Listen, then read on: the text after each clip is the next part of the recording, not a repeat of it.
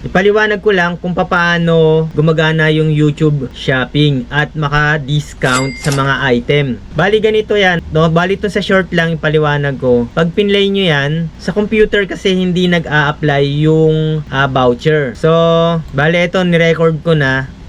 Ayan. So, halimbawa, pinanood sa cellphone. Dito, kung makikita nyo yan, dito, may dalawang product na nakatag. Ang nakatag dito, printer, L121, tsaka ink. Ngayon, pag kinlik nyo yan, etong product sa taas, eto sa gumagana, eto ay sa siya short video. Pagka long form video, usually nasa baba yung mga tag product.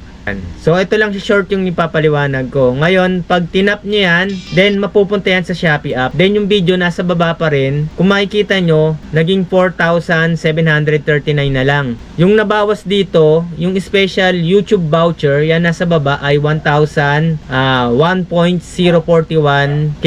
No? Bali 1,000 plus yung nabawas. Kaya naging 4,739.